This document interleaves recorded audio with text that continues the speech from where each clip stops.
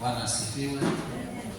Nataka nichukue nafasi kukaribisha wewe ambao umekuja kwenye ibada ya siku ya leo. Wewe ni muhimu sana mbele ya macho ya Mungu na pia kwa kanisa hili, kwa sababu kuja kwako umesababisha kuwe na ibada.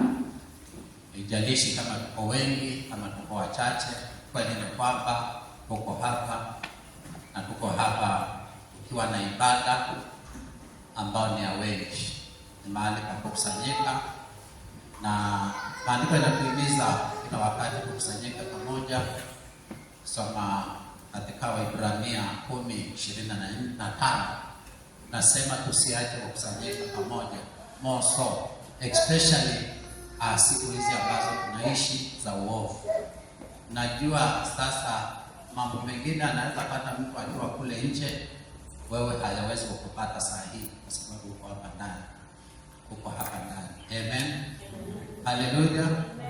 Na hapa ndio mahali ambapo Mungu ameweka ili akaweze kukutana na sisi. Ameweka kwa ajili yako na mimi kukutana na yeye, tuweze kuhudumia corporately. Mungu wetu anadili na watu individually na anadili na wao wakiwa wengi. Soma maandiko katika kitabu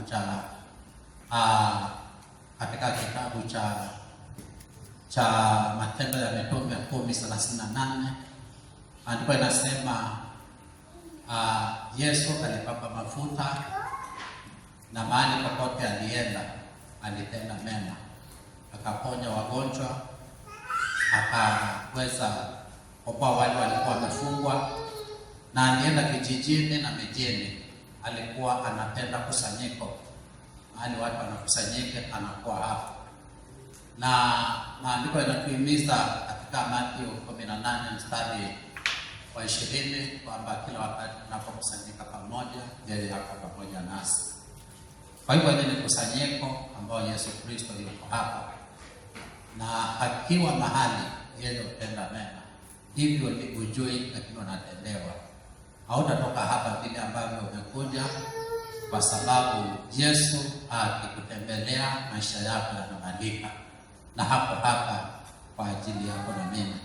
Hautatoka hivyo.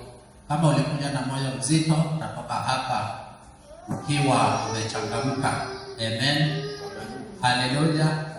Utatoka na moyo wa kuchangamka, utatoka na moyo mwenye furaha, kwa sababu Yesu Kristo hapo hapa kutenda mema. Amen. Kwa hivyo usitie shaka. Mimi nataka uelewe kwamba ukiingia katika nyumba ya Mungu, hata ukiwa haji, hata hali ikiwa namna gani, Mungu wetu anakutembelea. Uwe hujaomba, uwe umeomba, anakutembelea na anakuhudumia. Amen. Anakuhudumia. Anajua mahitaji yako. Anaweza kukuhudumia nyumbani, lakini hapa anahudumia kila mmoja wetu tukiwa pamoja.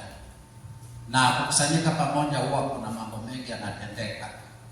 Huwa kuna ile fellowship, wewe na mimi hatujaonana wiki nzima, tunaonana. Amen. Haleluya.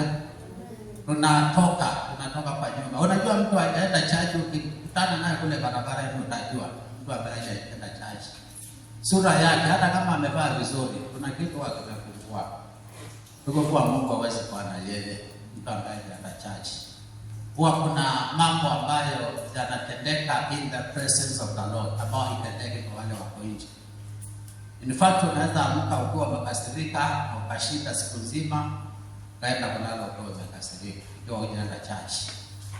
Lakini yule ameenda hata saa 5 ifiki, ashabadilika, kwa sababu uwepo wa Mungu unatutia nguvu. Usiwahi kosa kwenda church.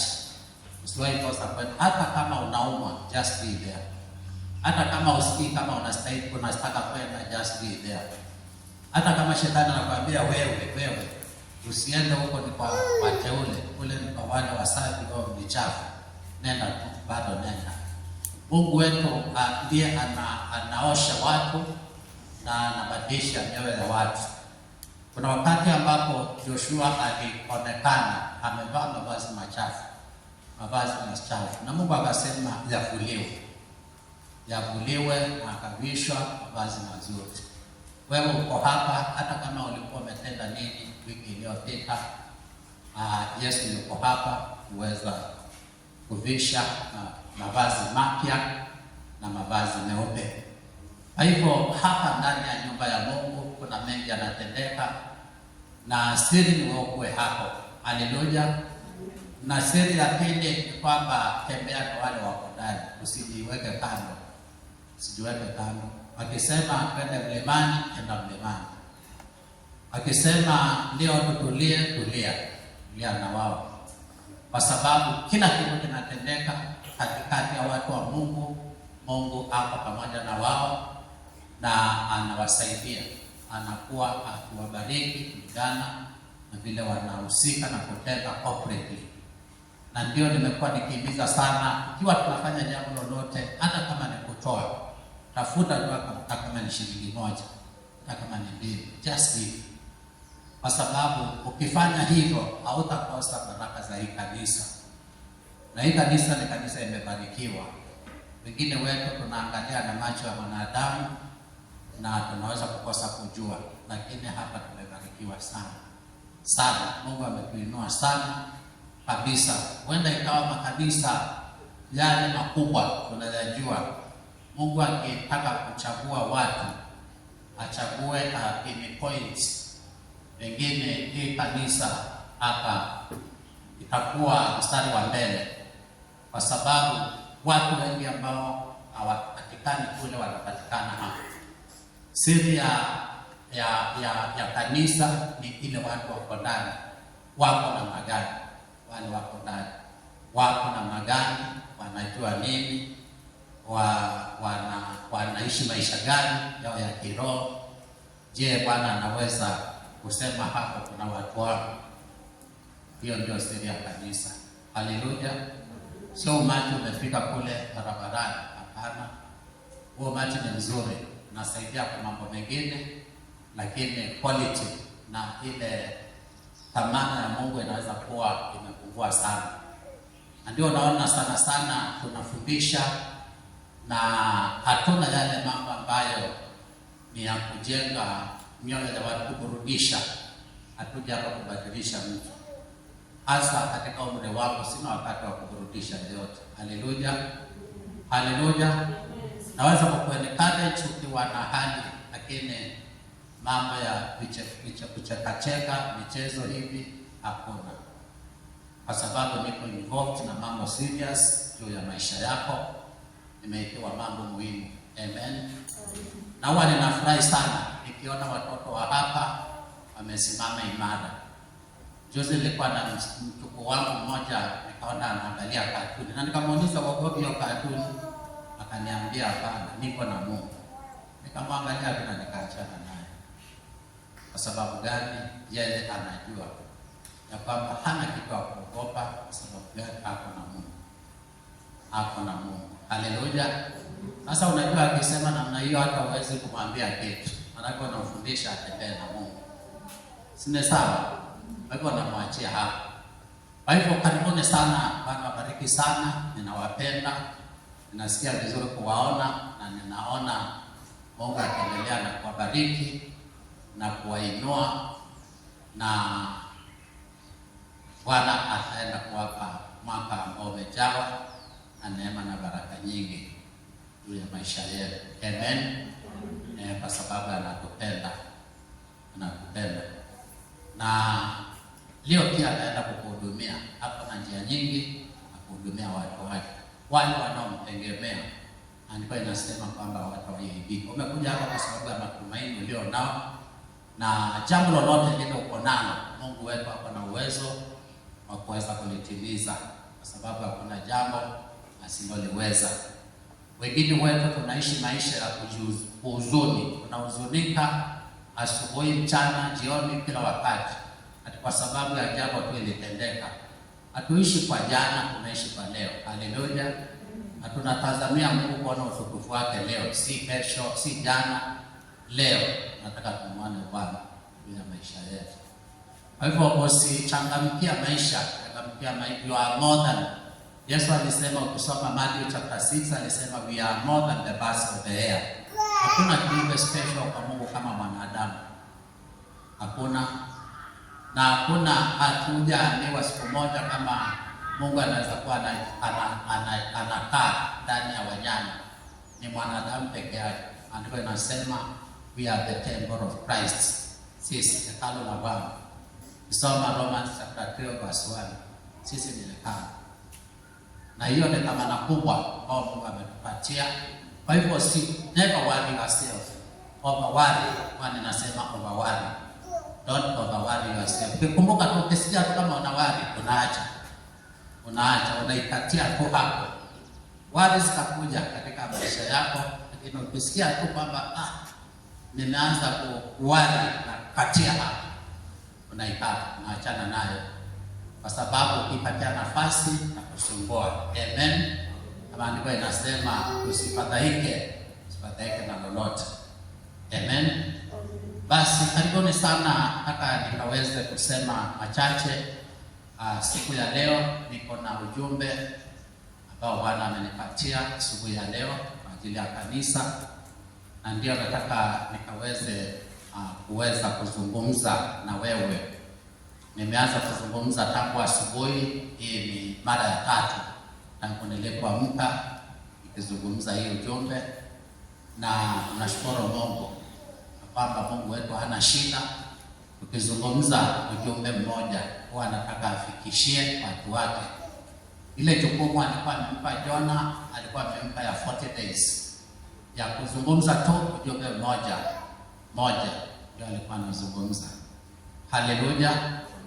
Na sisi tumepewa ujumbe wa leo kutoka kwa Daniel chapter 11 verse 32. Daniel 11 chapter 32. Haleluya. Hapo ndio mambo tutasoma, na ujumbe ni doing exploits, kutenda hapo, doing exploits. Maandiko yanasema katika Danieli 11:32, those who do wickedly against the covenant, he shall corrupt with the flattery. He shall corrupt with the flattery. But the people who know their God shall be strong. But the people who know their God shall be strong and carry out great exploits.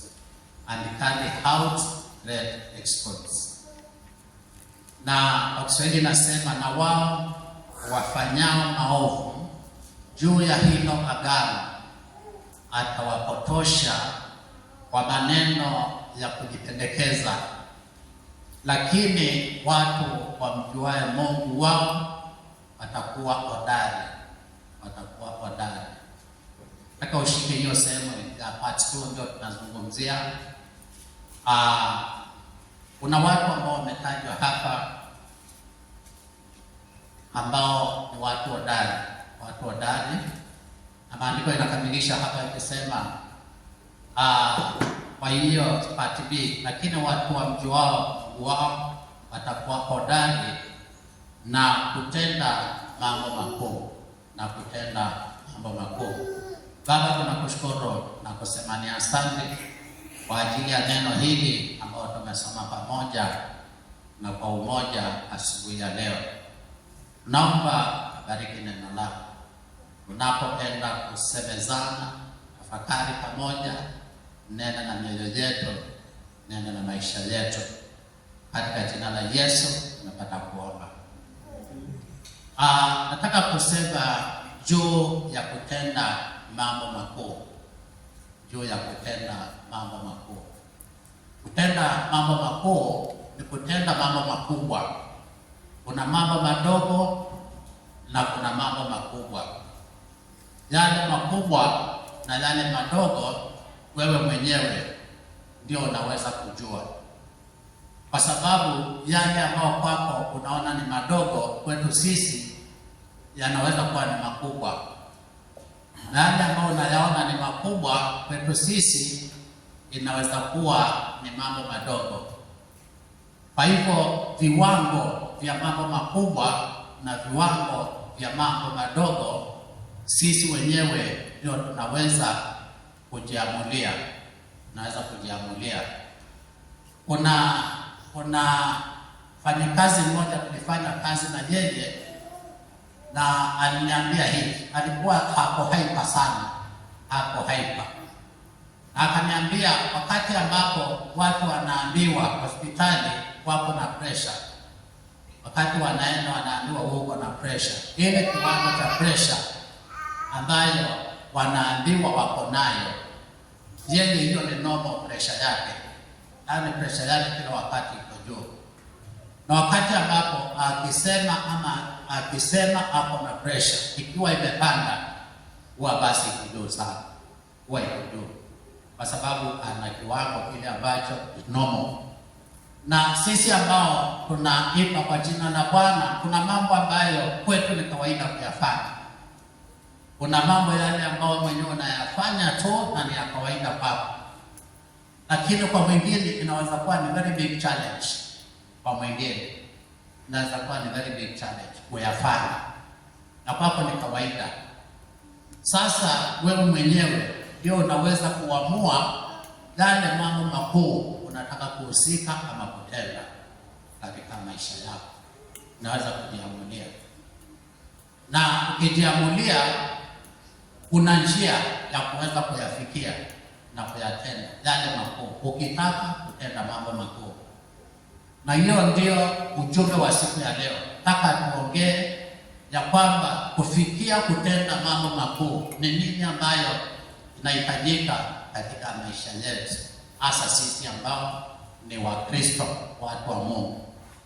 Na ajabu ni kwamba ikiwa wewe mwenyewe utatoboa uweze wewe mwenyewe kutenda mambo makuu katika ufalme wa Mungu, mambo ambayo makuu ya hapa ulimwenguni yamefunikwa ndani ya mambo ya ufalme wa Mungu.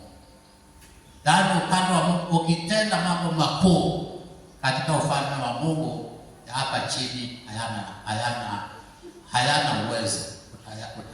Utayatenda na utayashinda. Lakini ni kwa sababu mambo yote ambayo tunahusika nayo ni mambo ya kiroho. Ukipata ushindi wako katika ulimwengu wa kiroho, unapata ushindi katika maisha yako ya kawaida. Hivyo ndio ninamaanisha. Na ikiwa utakuwa mshindi katika ulimwengu wa kiroho, hata mambo yako ya hapa duniani utakuwa na ushindi, kwa sababu wewe ushakuwa zaidi ya mshindi ndani ya Kristo. Na maandiko inasema wale ambao wanaomjua Mungu wao, maandiko yako very specific. Si kila mtu, sio kila mtu anaitwa Mkristo, sio kila mtu anaenda kanisani, sio kila mtu ambaye hako na jina la ubatizo, hata si kila mtu aliye na roho wa Mungu. Wale watu ambao wanaomjua Mungu wao, hivyo ndivyo maandiko inasema. Na unajua ikifika hapo ilianzia wapi? Ukisoma hizo mambo ya kuanzia mwanzo, hapo tumeanzia tu, tumeenda mstari wa 32, nafikiri 32 peke yake, 11 verse 2. Inazungumza juu ya yule ambaye ni mtu ambaye anaitwa Antichrist. Maandiko inasema atakuja anyemelee watu, akijifanya ni mtu mzuri na ageuke avunje agano, na watu watateseka. Lakini wale ambao wanaomjua Mungu wao, watatenda mambo makuu. Kwa sababu gani? Kwa sababu wanaelewa Mungu wao. Ukisoma hiyo kitabu cha Danieli, haona mambo mawili muhimu ya kuangalia kuelewa mambo makuu ni nini. Kuna wakati Danieli mwenyewe alikuwa una sheria imepitishwa ya kwamba usiabudiwe Mungu mwingine, na Danieli akasema hawezi kosa kuabudu Mungu wake, hawezi kosa kuabudu. Na alikuwa mtu wa serikali mkubwa, lakini akakataa sheria za nchi ambayo alikuwa anaishi.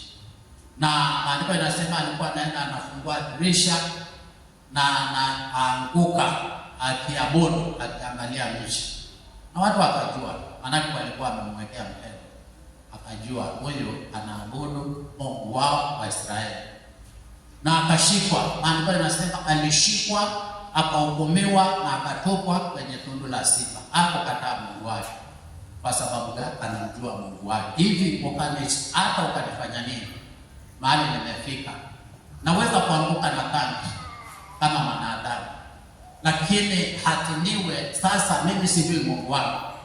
Haitawezekana. Na haitawezekana. Namjua Mungu wangu. Najua. Yaani uweze nitingisa, hata ukaweka panga hapa kwa shingo, bado nitakwambia Mungu wangu yule ninajua. Sitabadilika kwa sababu ninajua Mungu wangu. Na kunamjua, kuelewa Mungu na kumjua zaidi. Na sasa hiyo kuelewa na kumjua zaidi ndio tunataka Mungu atusaidie mwaka huu tukamjue Mungu wetu zaidi. Yaani ile kiwango uko nacho leo ukiongezea. Kwa sababu nimekuta mambo ya kiroho yana happen kulingana na kile unajua. Kiwa ujui utahangaika tu, utahangaika. Hata unaweza enda kwa waganga kwa sababu ujui Mungu wako. Tena haujawahi muelewa Mungu wako, na tofauti ya Mungu wako na mganga haujaelewa. Lakini ukijua Mungu wako, hata shida ikawaje, hata shida ikawaje, hautawahi. Nakumbuka kuna mgonjwa mmoja, mtu wa karibu sana na mimi, alikuwa na ugonjwa wa saratani na akawa anaumwa, anateseka, analala akilia. Na mtu akaja akamsuggestia aende akatengenezewe madawa ya kienyeji. Haleluya. Hiyo sikwenda kwa waganga. Akakataa. Akasema ile mateso nimeteseka, kipindi hiki nimekuwa mgonjwa na nimevumilia nikiteseka hivyo, siwezi kwenda kujichafua na madawa ya kienyeji. Akakataa. Na kwa sababu alikataa na alikuwa amefika mahali ambapo hiyo saratani, hiyo kansa ilikuwa imepita mizizi sana, alienda kufariki. Na mimi wakati huo sikuwa mtu wa imani. Nimeombea watu wengi sana wa kansa. Nimekuwa nikiwaombea, wengine wamepona. In fact niko na ripoti ya watu wawili wamepona. Haleluya. Kwa sababu hakuna ugonjwa ambao Mungu hawezi ponya. Naponya magonjwa yote. Amen. Na kama ningekuwa nimeokoka wakati huo na ninajua ule ukweli niko nao siku ya leo, angekufa. Kwa sababu alikuwa ni wa karibu sana. Ningelia Bwana. Kama nikwenda mlimani ningeshinda huko, nimwombe mpaka asikie apone. Bwana mponye. Ningeomba. Hata kama hangepona, ningekuwa mimi mwenyewe nimechukua hatua. Kwa sababu ninajua Mungu wangu anaponya kansa. Najua. Nimeshuhudia na nimeona anaponya. Kana namjua Mungu wangu. Namjua kwa mambo fulani. Kuna mambo ambayo huwezi kunitingiza ukaniambia hapana, huyo Mungu wako hawezi. Kwa sababu ninamjua Mungu wangu. Na sisi ambao tuko hapa tunastahili kumjua Mungu wetu. Danieli alikuwa anajua ya kwamba Mungu wake hata akitupa kwenye hiyo tundu la simba hapo na uwezo wa kumwokoa. Alikuwa anajua hivyo. Na kwa kweli alimuokoa. Mungu wake alimuokoa. Na tunasema yale mambo makuu ambao watu walitenda, hatuwezi kusahau Danieli. Na hatuwezi kusahau rafiki zake, alikuwa anaitwa Shadraka, Meshaki na Abednego. Wawili, vijana watatu ambao nao walisimama, umati mkubwa, mji mzima, watu wameinama chini wakiabudu sanamu, wakabaki watu wamesimama. Akamwambia ufalme hili, akamwambia sisi hatujali, hatutaabudu hiki nyama, hatutaabudu, tunajua Mungu wetu. Haleluya. Kwa hiyo tuko tayari, kututupe kwenye moto, tuko tayari. Kwanza akakasirika, akasema weka moto mara 7. Akasema wanajua Mungu wao, na ndio Mungu wao wataabudu. au hawe atawaokoa, hawe hatawaokoa, bado hawatainamia hiyo nyama. Na maandiko inasema walitupwa kwenye moto, walitupwa kwenye moto na Mungu wao, yule wanaomjua, Mungu ambaye anaokoa, Mungu ambaye anaokoa akawaokoa.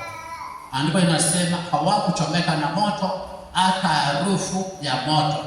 Hivi wengine wenu hapa tukikuja karibu tunaweza sikia harufu ya makaa, harufu ya moto. Nani asubuhi nipika chai bado hivyo, lakini hawatoka hata kidogo, hata kidogo, kwa sababu Mungu wao ni Mungu anaokoa, na walikuwa wanajua ni Mungu ambaye anaokoa, Mungu ambaye anaokoa.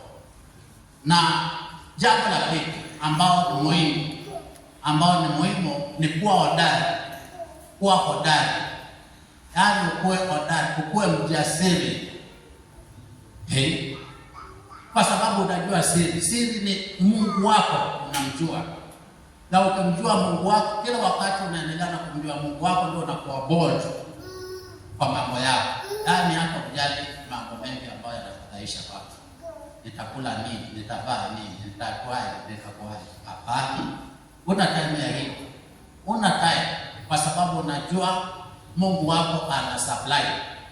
Unajua ni Mungu ambaye ana supply. Unajua hata wakati hauna, unajua uko nacho, kwa sababu tumepewa kila kitu ndani ya Kristo. Unajua hivi, na unakuwa na uhodari. Watu wakilia wewe hawakifadhaika, wao fadhaiki, kwa sababu unajua Mungu wako.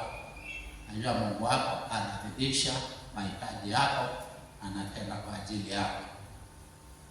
Na tamani sana Bwana atusaidie sisi kama kanisa teule. Ama ujue kama hii ni kanisa teule, hiyo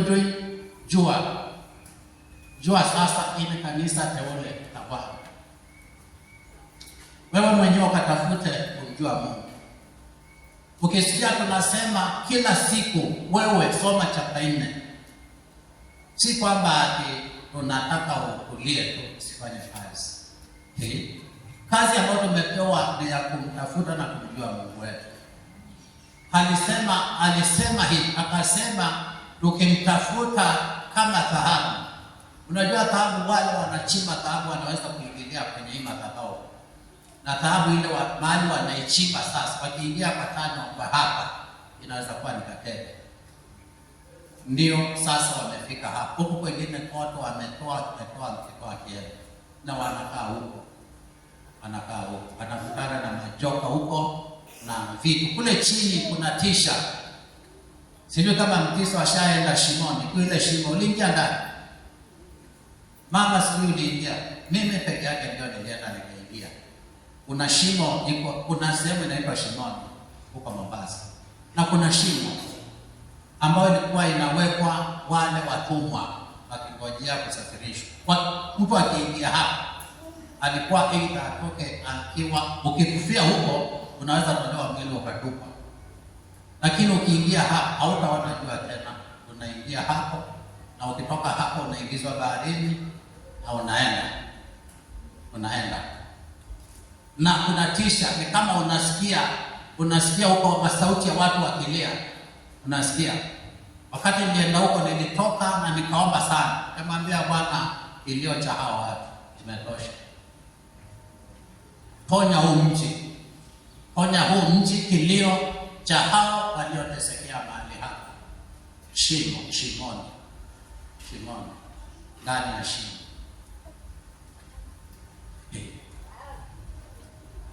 Lazima maisha ya wokovu inahitaji wewe kuwe hodari. Lazima uwe hodari. Na kuwa hodari si atakuwa hodari kwa kupigana vita, hapana. Hodari kwa kukamilisha safari zile Bwana amekupatia. Kutekeleza yale majukumu Mungu amekupatia. Lazima uwe hodari. Otherwise usichindewa kwenye safari. Taanguka. Tasema hai kama iko namna hiyo, ina ngumu siwezi.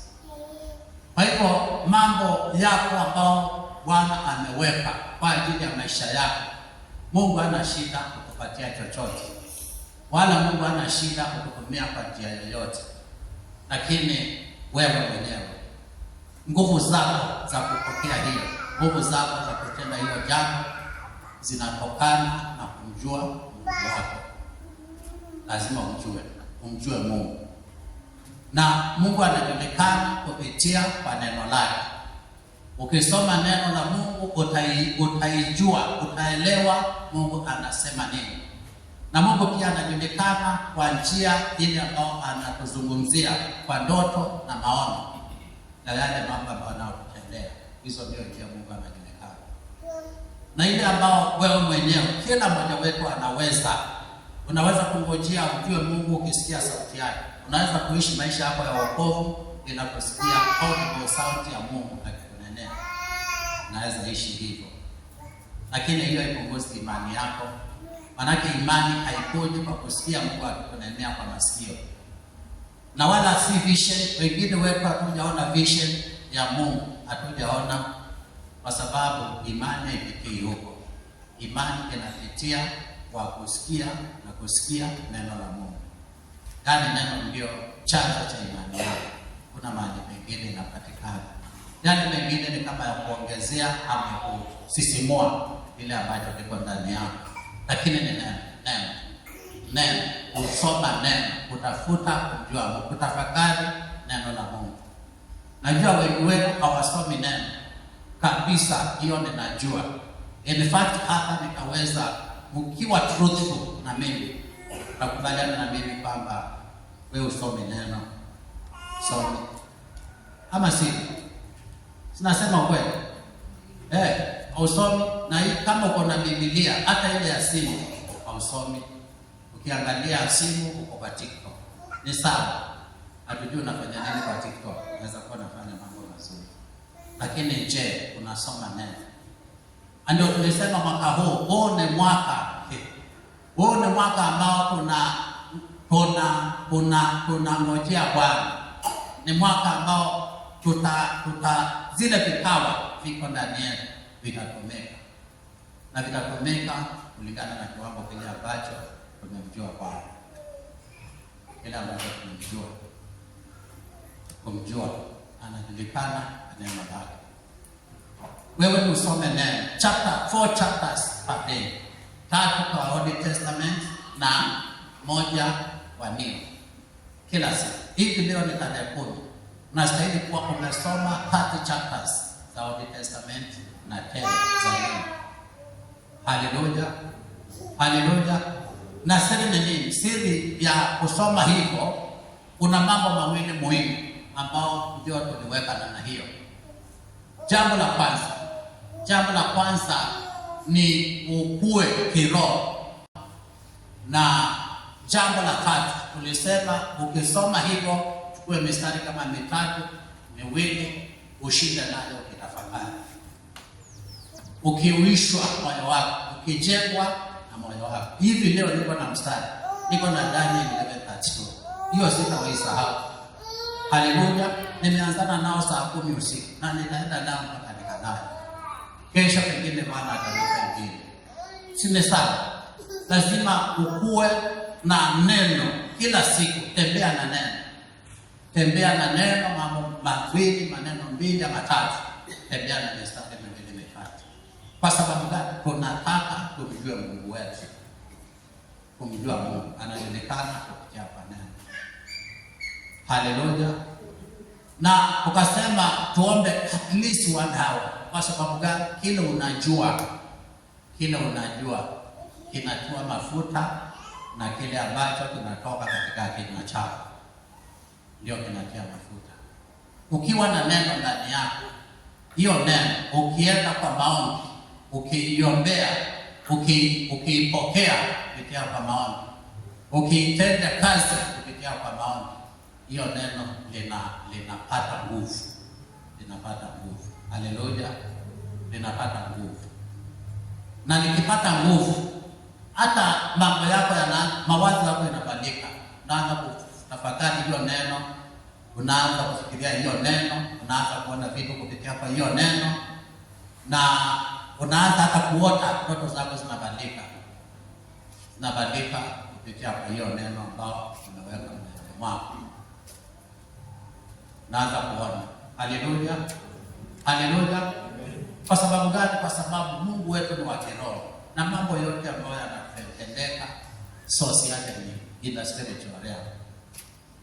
Na ukipokea neno, for example, maandiko inasema hivi, kisoma kitabu cha Mark chapter 16, nasema wale wanaoamini na ishara hizi zitawafuata wale wanaoamini. Na ishara hizi zitawafuata wale wanaoamini. Watawekelea wagonjwa mkono na wagonjwa watapona. Maandiko inasema hivi. Maandiko inasema hivi. Na ukitembea na hiyo neno ndani ya moyo wako, tena ukutane na mgonjwa, hiyo neno litakuzungumzia. Wagonjwa wakiwekelewa mkono watapona. Wagonjwa wakiwekelewa mkono atapona. Wakiwekelewa wagonjwa mkono watapona. Sasa ukinuka na imani kwamba huyo atapona, umwekelea mkono, naenda unambandika mkono. Sasa ukimbandika, Mungu sasa ndio anatenda neno lake, anaidhibitisha neno lake. Na mambo mengi ambayo yatatendeka mwaka huu hayatatendeka kwa uwezo. Mungu mwenyewe ndiye atathibitisha neno lake, atathibitisha agano lake juu ya maisha yetu mwaka huu. Taona mambo ya ajabu, taona mambo ya ajabu. Haleluya. Mungu atathibitisha neno lake juu ya maisha yetu. Na natamani Bwana atuwezeshe uwe ni mwaka wako wewe mwenyewe, ujiamulie mwaka wako wa kumtafuta Bwana, mwaka wako wa kumtafuta Bwana. Mtu ambaye ameamua kumtafuta Bwana hata asikosekana kwa ibada, hawezi kosekana kwa mikutano ya wiki ya katikati, kwa sababu hapo akiomba, hapo akisikia neno, hapo akitafakari neno la Mungu. Hiyo ndio kukua kiroho, unakuwa. Na ukienda kufika 31 December 2026, tutakuwa tu hapa, maana akituwezesha. Na tutakuwa na ya kuzungumza, tutachambua ya kwamba ni nini tumefanya mwaka huo. Kulikuwa na maono gani? Wewe ambaye haujatilia maanani, bado utakuwa hapa. Si kwamba utakuwa huko, utakuwa tu hapa na sisi. Kwa pamoja. Na tutakushikia kiboko hati ya huko soma, hapana. Hata tutaongea ni nani alisoma, ni nani hakusoma. Lakini nataka nikuthibitishia kwamba kile nitakuwa nacho mimi, wewe utakuwa nacho. Hautakuwa nacho, utakitoa wapi? Utakitoa wapi wewe? Utakuwa nacho. Hautakuwa na hiyo ni season ambayo itakuwa imekupita. Mungu akijua atazungumza nini mwaka ujao. Nataka nikwambie hiyo season itakuwa imekupita. Na maybe you will never recover that season. Itakuwa imekupita. Kwa hiyo ni lazima wewe mwenyewe ukajue ya kwamba Mungu wetu amekuwekea mambo makubwa sana. Si ya kiroho peke yake, hata maisha yako ya kawaida. Naweza kuwa wewe utakuwa kiongozi wa nchi hii, uko tu hapa. Mungu ameshakupasisha katika ulimwengu wa kiroho ya kwamba wewe utakuwa kiongozi wa nchi. Sio watu wote ambao wanaanza safari wanakamilisha hiyo safari. Sasa inalingana na inategemea hiyo safari unaenda namna gani. Mungu ana shida, anaona mwisho akiwa amesimama hapa mwanzo. Kama sasa hautafika ule mwisho, sasa ndio ni hapo. Lakini asha kusimama hapa, akasema kule pale ndio huyo atafika. Ndio atafika. Sasa hapa katikati ni wewe mwenyewe. Ndio panahitajika imani, ndio panahitajika kumjua Mungu, ndio panahitajika kusimamia maisha yako ya kiroho, ndio panahitajika kukaa chonjo, usikie sauti ya Bwana, elekeza hatua zako. Ndio sasa maisha ya kuishi ya kiroho. Ndio ufikie hapo mahali ambapo Bwana ameweka kwa ajili yako. Kwa hivyo ni safari wapendwa, na yote Bwana anaweza. Kuna jambo aliweza, anaweza, anainua watu ambao hata hawana elimu, na Mungu anawatumia kwa mambo makubwa Sisemi ya kwamba siwezi kuwa kiongozi wa nchi kwa sababu nimefika hata sijasoma. Hapana, naweza kuwa. Sheria ya Kenya hii inaweza badilishwa. Najua wanasema mpaka ukuwe na degree, ndio ukuwe hii. Hiyo ni sheria za wanadamu. Lakini za Mungu ni tofauti. Mtu kama Joseph hakuna mahali alikuwa na elimu. Joseph hakusoma. Joseph of the Bible hakusoma. Na ndiye alikuwa na mahesabu ya Misri, hii Misri nzima, hii ya wasomi. Ndiye alikuwa na mahesabu ya kufanya. Alifanyia mfalme hesabu akashangaa. Amwambia hii miaka 7. Yaani hapo na hesabu ya ndani. Na akamweleza vile watafikia kuwa miaka 7 watu watakula hawataona njaa. Amefanya mahesabu. Mtu hajasoma. Wewe ndio unajilimit. Mungu anakuona mbali. Mungu anakutaka kutenda na wewe mambo makubwa. Anahitaji vessel ambao inaomjua. Akisema tani hii unasikia kuna tani. Hiyo ndio vessel anataka. Na vessels ziko nyingi hapa. Za kiufalme ziko hapa. Za wakuu wa miji ziko hapa. Maevangelists wakuu wako hapa. Watu wenye uwezo wa ajabu wako hapa. Lakini siri ni hii. Utafuta kumjua Mungu wako. Ukimjua utakuwa hodari. Hivi kuna watu hapa walai. Bado watu wanaogopa giza. Giza just darkness. Na unajua Mungu aliumba light na darkness. Hiyo tu unajua. Giza sio ni ajali inakuja. It has been there. Sasa unaogopa nini? Unaogopa giza uweaje? Na hiyo ni kanuni ya Mungu aliweka. Mchana na usiku. Na watu usiku hawezi toka, anaogopa. Wengine walali. Wanasikia masauti yaendelee tu na masauti. Kwa nini hawezi lala? Si utalala tu. Talala. Nakumbuka ndugu yangu mmoja kubwa niliishi naye, alikuwa anakuja jioni na ajali. Mimi niko student wakati nilikuwa class 7. Anakuja anapiga gita yake hapa, anaimba kabisa ile box guitar na kachumba ni kamoja. Mwambia sasa bro, si tulize kidogo. Haleluya. Fanya homework. Akasema wewe nini? Soma wewe. Kwani ukikaa hapo tuwezi kusoma? Ukikaa hapo tuwezi kusoma. Natulia. Na nilikuja nikakaa huko Isili. Ndege zitainuka kila wakati. Zile za kule kwa jeshi. Haleluya. Kwa sababu gani? Kwa sababu wewe mwenyewe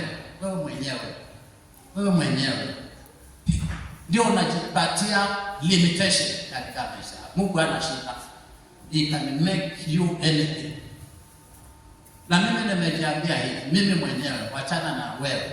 Wewe sio umejiambia nini? Mimi mwenyewe nimejiambia mwaka huu kuna mambo yatabadilika. Kuna kiwango nitajiweka. Mimi nitajiweka kiwango changu mimi mwenyewe. Achana na nyinyi. Wewe ukitaka weka yako. Mimi lakini nitajiweka kiwango kingine. Kwa sababu ninajua mambo ya kiroho yanaanzia, mambo shida wetu yanaanzia kwa ulimwengu wa kiroho. Lazima nibadilike in my spiritual being. Lazima nibadilike. Kuna mambo ambayo nataka nimwamini Mungu. Na ni yako kitoboa tu, mengine ni kama haya kusoma maandiko. Nitang'ang'ana out of the way. Na nitaomba na nitaitisha vitu sitawaitisha. Maana ninajua kila kitu kinatoka kwa Bwana. Haleluya. Nitatembea na wakuu, nitainuka mahali nitaamua kutembea in a certain way, at a certain level, na niishi in a certain way ambao si ile hapo ya kawaida. Haleluya. Kwa sababu najua mambo ya kiroho yanaendaka hivyo. Wewe ndio ujui. Ukianza kuomba Bwana hawa na ulikuwa uombi, utaona maisha yako yakibadilika. Hiyo ni kiwango kingine kimeinuka katika maisha yako. Kusoma neno vile tunasema, hiyo ni kiwango kimeinuka katika maisha yako. Ukianza kuitisha vitu vya ajabu, vitu vya ajabu na kisha vitu vya ajabu, na unang'ang'ania hapo, na tunasema ati uko hivi na wewe hauitishi. Vitu vinaitishwa hapa na spend time wakiitisha vitu kwa Bwana, vitu vya ajabu anaitisha, na ajabu zinapatikana, si kwamba hazipatikani, zinapatikana. Manake ukiitisha leo na uitishe kesho na uitishe kesho kutwa, inakuwa part of you tayari, inakuwa ni sehemu yako, na vile unaendelea na kuitisha ndio sasa unaendelea na kuiprocess, na ndio ulimwengu wa kiroho unatingizika. Hata kama kilikuwa kimechikiliwa, inaachiliwa. Kuna watu wangojea maembe ya wanatingiza mti, wanautingiza. Leo unaweza tingizwa ukakosa kuangusha, kesho unatingizwa tena, naona yanaanguka. Na ulimwengu wa kiroho unataka hivyo. Nataka wewe mwenyewe usimame kidete, seme hata siwezi pona, nitapona. Hata siwezi kuwa tajiri, nitakuwa. Hata siwezi kutembea kwa mamlaka, nitatembea. Na unaanza kutembea in the spiritual realm, in your prayer chamber. Unaanza kutawala. Nasema mimi ndio nitatawala nchi hii, na sio nchi hii peke yake, nitatawala hata ulimwengu mzima. Natawala, si kwamba uwezi, natawala kiroho, natamani ulimwengu katika ulimwengu wa kiroho na utawala. Haleluya. Watawala si wale wa State House, watawala wanakuja kwa njia nyingi. Unaweza kuwa you are a voice hapa, ukiwa tu hapa Tumba, a voice to the nations of the world. Unaweza kuwa, hiyo ni utawala. Haleluya. Unaweza kutawala jeshi. Naona mtu kama Elisha alitawala jeshi ya maadui, alitawala, akaichukua na ikipeleka mjini. Haleluya. Ukiwa hapo ulipo, yani ni wewe tu, ni wewe. Ile unajua in the spiritual, yule Mungu wako, vile unavyomjua ndio atasababisha maisha yako yakuwe vile unavyomjua. Haleluya. Vile unavyomjua, na anakuwa ushindi wako uko tayari na wao, si kwamba utatoka mbali, uko ndani yako. You can be anything. Na unaanza ungojei ati ndio ukue. Kama ni gari unaanza kuiona tu hapa nje ya nyumba yako, na utaipata. Kwa nini usipate? Nakumbuka wakati nilinunua gari ya kwanza, ilikuwa ni gari mzee, niling'ang'ana nayo, nikatoka nayo nikaja Mombasa. Alipokuja nikaisimamisha tu hapo nje ya nyumba yetu. Hapo hii nyumba ilikuwa iko hapo. Nikaisimamisha. Alikuwa sina naenda Ragea tu, ama alikuwa anaendaje? Nilikuwa bado hata sijakuwa driver sawa. Lakini nikakuja. Mama hajaiona. Mama yangu mzazi, na nikaisimamisha hapo kufanya hivi. Haleluya. Na mama akatoka nje ya nyumba akapiga mikono akasema ndio hii. Haleluya. Akasema ndio hii. Yaani mimi nikija nayo alikuwa ashaiona kitambo. Ilikuwa ishasemwa kitambo. Yaani kwake yeye it was already existing in the spiritual realm. Hiyo gari haikuwa mambo mageni. Wewe ndio unaona mambo mageni. Watu washaona vitu in the spiritual realm. Watu washapossess vitu in the spiritual realm. Washaona. Na akasema ndio hii. Na akaniambia mara kwanza ilitamkwa. Akasema alikuwa na mwalimu alikuwa anaitwa Zui, wakiwa huko mlimani, gari ikakuja. Kuna wakati ilikuwa gari ikipita kwa hii barabara ambao huwezi pita. Tulikuwa hata gari zilikuwa zinaweza pita 2 ama 3 kwa siku. 2 ama kwa siku nzima. Tukiwa vijana wadogo. Na tukiiona, tulikuwa tunaiona kule Chamwili, kule juu. Tunasema ile gari kulikuwa hata tunazijua. Ile gari ndio ya black ndio ile inakuja. Alafu tunatoka nyumbani tunakuja barabarani, tunafanya hivi. Watu hata hawatuoni tunafanyia hivi. Haleluya. ingine inaweza pita kesho yake. Sasa wakati huo alikuwa anatembea na huyo headmaster, anatembea ile watu wanatembea kwa wametoka mahali pamoja, na gari ikawa inakuja, akasikia gari inakuja, inaguruma, inapanda, akaingia kwa msitu, akakimbia kando. Mama yangu akaambiwa, naomba ndipo hiyo gari unaona unakimbia hivyo, unaogopa, siku moja itasimama nje ya nyumba yako. Haleluya. Sasa vitu huwa zinaonekana in the spiritual realm na vinatamkwa. Wewe ndio utamkii watoto wako mama, unawaita hivi, unawaita hii, faith and life. Naita mtoto wako faith and life. Na watu wazazi wale ambao wanaenda mahali wanatamka ufalme, anatamka mambo makubwa, kwa sababu yatakuwa. Lisemwalo lipo, na kama alipo laja. Si Waswahili kama kina mazao wanajua hivyo. Sine sawa, huwa iko hivyo. Acha nikwambie huwa kwa hivyo. Na ndio laana inatamkwa na inashika mizizi. Ndio baraka zinatamkwa na zinashika mizizi. Wewe ndio uitishe vitu. Tulisema take 1 hour. Wewe ambaye hapa uombe tu kwa muda mfupi. Omba 1 hour. Itisha vitu. Kama kuna vitu vina exist in this world, hata mbinguni, vyote ni vya Bwana. Maandiko inasema kwa Kolosai kifungu cha 1 mstari wa 16, vitu vyote viliumbwa kwa uwezo wa Yesu Kristo na viliumbwa kwa ajili yake, na hizo vitu ambazo ziliumbwa kwa ajili yake ziko ndani yake na yeye ako ndani yake. Ndio maandiko inasema tumepewa vitu vyote ndani ya Kristo. Vyote. Na havina thamani kwa Mungu. Si kwamba yako nazo kwa sababu ziko na kwa ajili yako. Kwa nini usiitishe? Uitishe. Haleluya. Itisha. Hata kama wewe ni mfupi na unataka kuwa mrefu, itisha. Bado kuitisha kuna gharama. Si kuitisha tu. Itisha. Sine sawa. Itisha. Mwambie Bwana, siwezi kukaa hivi. Kafupi. Nini? Sine sawa. Itisha. Na uanze kulala ukijinyorosha.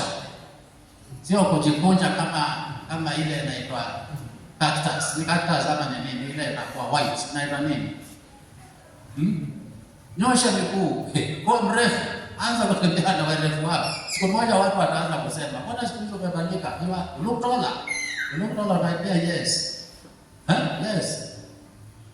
Nimeomba, Bwana ametenda. Kwa nini haisitenda? Anaweza. Sine sawa. Kwa hivyo tisha vitu, take time tisha vitu. Na ukianza kuitisha utakuta hata hiyo wana haitoshi. You need more. Nahitaji mtu wa tamaa. Wewe ni mtu wa tamaa. Unakuwa mtu wa tamaa. Unaitisha Bwana, helicopter Bwana, hii magari barabara imejaa majaa. Bwana bariki mimi na helicopter. Bariki mimi na helicopter. Na unaanza kuziona, wakati ambapo tumeanza kufikiria mambo, unaanza kuziona. Hata huko kwa manyumba, kuna mahali tunapitia hapa, mtu ako na sweetheart anapaki. Na wao una moja. Kwa mtu kama wewe alizaliwa na mama. Kuna nazo. Anapaki vile tunapaki gari hapa, anapaki. Haleluya. Unaanza kuuliza hii inaitwa Cessna ni gani? Hii inaitwa hii ni nini? Zina cost pesa ngapi? Nani ukiendesha unahitaji license gani? Unaanza kuota ndoto. Kikaa hivyo unaona zinakuja, unaona unasikia propeller inafanya na hakuna. Unaamka kueleza helicopter yako imeenda wapi, unakuta hakuna. It was a dream. Haleluya. Hivyo ndivyo vitu vya kiroho vinakuja. Sisi tunakuja hivyo. Siku moja utaona hivi ile gari itakuwa naendesha nishaiona. Niliona ikisimama ndio kwanza. Ikisimama. Nikaiona kwa hapa. Nikaiona. Kwa sababu ninaitisha vitu. Suitishe. Na maandiko yanasema wale wanaomjua Mungu wao, watakuwa hodari na watatenda mambo makubwa.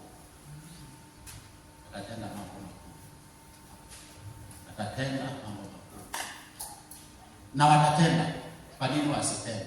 Watatenda kwa sababu Mungu wao ni Mungu mkuu. Ni Mungu ambaye anatenda mambo makuu. ni Mungu wa miujiza.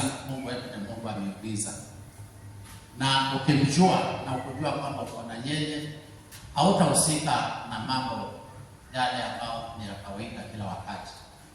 Yale ya mwaka jana yalikusukuma ukaja mwaka huu, sasa yanakuwa ni ya kawaida. Unaanza kupaa juu, unaanza kuona mambo tofauti. Kwa sababu gani? Kwa sababu ya yule Mungu ambaye ako ndani yako. Mungu akuinua from one level of glory to another. Na ukiwa unaelewa Mungu wako, utajua kwamba hustahili kujiwekea limitation, kwa sababu yeye anaweza. Haleluya. Yeye hakuna mambo ndio inasema hakuna jambo asiloliweza. Luka 1:37, hakuna jambo asiloliweza. Mungu wetu anaweza. Anaweza kufanya kila kitu. Na mpaka utamani, mpaka uziendee, ziko mpaka uziendee. Unaziendea kwa imani, unaziendea kwa kumwelewa Mungu wako na kujua vitu vile viko na viko kwa ajili yako. Hiyo si mambo ya ndani, hiyo ni mambo ya mtu wa kawaida. Na unapoendelea na kukua kiroho, unakuta maisha yako yanaendelea na kubadilika, imani yako inaendelea na kubadilika, matarajio yako yanaendelea na kubadilika, kwa sababu vile unavyoendelea na kujua Mungu wako, ndivyo sasa hata matendo yako yanaendelea na kubadilika, na matarajio yako na maisha yako. Mwaka huu si ujipromote. Haleluya. Haleluya. Mwaka huu si ujipromote. Wewe mwenyewe si ujipromote. Kwa nini unakaa kukaa chini? Si ujipromote wewe mwenyewe. Jipromote. Amen. Na change attitude, positioning. It takes an effort. Mtu mpaka ukuwe ndani. Kuna rafiki yangu huwa ninamtaja sana. Alikuwa wakati tulikuwa tunakaa Mombasa, tulikuwa tunakaa sehemu inaitwa Kiembeni. Na yeye alikuwa anakaa Mshomoroni. Na tukikaa tukiendelea tukawa tunaonana kwa church, yeye anaenda Mshomoroni, sisi tunaenda Kiembeni. Siku moja tukamwona ni huyo amekuja. Amehamia huko. Kanyumba kadogo. Haleluya. Na akasema ya kwamba yeye ameamua. Yeye mwenyewe ameamua. Yaani ameamua ya kwamba atakaa huko.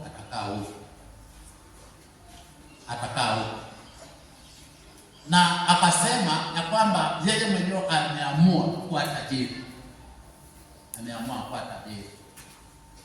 Na akasema sasa hata nikiwa na shati moja, sitawahi kuvaa shati imelagoka hapa. Hiyo nimeatoka Mshomoroni. Hapana, vaa hiyo moja ambayo haijaribika na yako. Kamwambia ni sawa. Najua tuko kwa mambo mengi ya imani. Kamwambia ni sawa. Na alikuwa amejua mambo. Ndio alinitamkia mtu wa kwanza kuniambia wewe utakuwa mchungaji. Yeye. Kwa hivyo alikuwa mbali. Alikuwa ameanza kujua Mungu wake.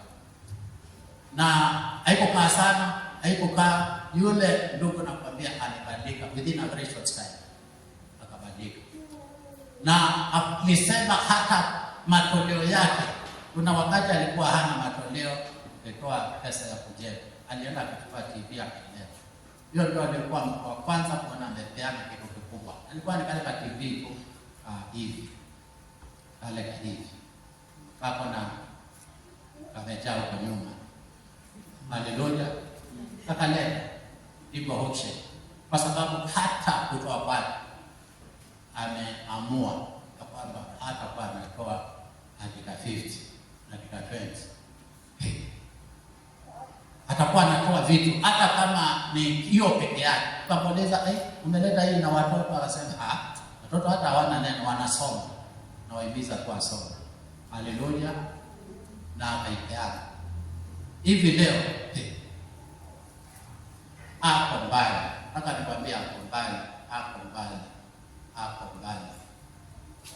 Maprofesa wa nchi wakihesabiwa anahesabiwa. Madokta anahesabiwa. Anaishi kule ambapo wale wakubwa wanakaa. Kwa sababu aliamua. Ndio nakwambia it is so, maandiko yanasema wow. Maandiko haisemi watafanya wow. wale wanaomjua Mungu wao watakuwa hodari. Wao wenyewe watakuwa hodari. Ni wewe mwenyewe amue. Siketi hapo ukilia ukisema Bwana nifanye hodari. Wewe mwenyewe amua. Jipromote, tunasema jipromote. Mwaka huu ukianza jipromote. Usikubali maisha ile ya jana, maisha ya kawaida. Make a move. Songa mahali. Na ndio nasema mimi mwenyewe kuna mahali nimejiamulia Bwana anisaidie na nikapenya hapa. Nikapenya hapa. Bwana anisaidie nikapenya hapa. Tajaribu kabisa mwaka huu tutajipromote. Tutajipromote. Wewe jipromote. Wale wanaomjua Mungu watakuwa hodari. Watakuwa hodari. Wale wanaomngojea Bwana watapaa juu kama tai. Unajua ni wewe wa mke ndio Bwana amke. Ni wewe wa mke ndio Bwana aachilie wa mke. Wewe wa mke uende chini ukatafute dhahabu, ukatafute Bwana. Ukitafuta dhahabu utaipata. Wewe mwenyewe tingiza maisha yako ya kiroho. Tingiza misingi yako, singiza hali yako. Toka kwa usingizi, toka kwa kawaida, amua kupaa juu kama tai. Na Bwana atakuwezesha. Bwana atakuwezesha. Atakuwezesha kwa sababu gani? Anataka ukue hapo. Si kwamba ni mahali strange. Sisi wanadamu villagers ndio tutasema, imekwaje? Huyo ni nani? Ate ni mama nani? Ilikuwaje? Alifikaje hapo? Alifika kwanza tukiwa tuna yeye hapa. Kwa chache alifika. Alianza kuona na akaanza kuomba. Na akainuka. Alingoja na akainuka. Vitu wanakana. Na mimi nikisema wewe nakuona mahali. Ukikosa kuna watu hapa nimeshawaongelesha. Nikamwambia wewe nakuona mahali. Na wakutilia maanani walikuuza. Ndio nasema usipuuze unabii. Usipuuze, walikuuza. Kapuuza, wengine nikasema akiwa amekaa kanisa yuko, yule hapo nyuma akapokea akakimbia naye. Tukabaki kwa hapa. Kwa sababu gani? Mambo Mungu onyesha. Nasema afanye jambo lolote bila kuonyesha watu wake. Soma Amos chapter 3 verse 7. Wewe mwenyewe uone. Wewe mwenyewe uko ndani. Wewe mwenyewe utingize maisha yako. Na ukitingiza utaenda. Sikubali kawaida hadi ile time unaamka ndio hiyo. 2025 uliamka hiyo time. Ulilala hiyo time. Ulikuja church hiyo time. Hadi time kubadilika hata vitu vidogo tu kama time ya kuja church mpaka kuja saa 5 jamani. Na ulikuwa unakuja tu hivyo last year, about last 3 years. Hata unakuja church. Watu wameshaisha mambo mangapi wote wa nyumbani hapo kwa church. Yesu pengine ameshakuja kaachilia vikao vyake na huyo akaenda, kwani kanisa ni moja. Wao kija unakuta drop things na ashaenda. Shaachilia wale wa kwanza, wale wanaofadia, wale wanaopanga, shapokea. Haleluya. Na badilika. Jipromote. Watu usipromote na mambo madogo. Anasema sasa from now onward, this is the way I'm going to live. Time zangu za kuamka, nilikuwa naamka saa 6 kuomba. Sasa nitaomba hata saa 7. Unasonga na wakati. Unasonga na mahitaji yako. Unasonga na tamanio ya moyo wako. Na Mungu anatenda. Si kwamba atendi. Anatenda. Amen. Haleluya. Kwa hivyo yale ambao unajipromote, yale ambao unasimamia kuyatenda, sasa wewe ukiyasimamia kwa uhodari, kwa bidii, kwa kujitoa, sasa kesho yatakuwa ni historia kwetu sisi. Nasema na huyu mbona ametenda mambo makubwa? Mbona Mungu amemtendea haya? Mbona Mungu amefanya hivi? Hivi kuna watu huwezi jua huyo mchungaji wako wa kawaida unasimama hapa. Kuna watu wanamuona ni mtu mkuu kwa sababu nimesema viwango vya ukuu huwa ni tofauti. Kuna mtu anaweza kusema Pastor Mania ni mtu mkuu, na imefanyika kuwa mtu mkuu kwa njia gani? Yale mambo ninatenda. Haleluya, yale mambo ninatenda. Wewe tenda yale ya ukuu uko hapo, na huo ukuu wako ni wa kumtukuza Mungu. Kwa hivyo anasimama na wewe, ajitwalie utukufu kupitia kwako. Sawa sawa, siwacha nifike hapa. Hebu nione ni wangapi wanataka kuwa wakuu. Hebu nione, yaani nataka kuwa mtu mkuu. Sasa ni wewe, si sawa? Mimi nataka nikuombee. Nyosha tu mkono yako. Nataka nikuombee kile umeweka ndani ya moyo wako kitendeke. Baba, ninakushukuru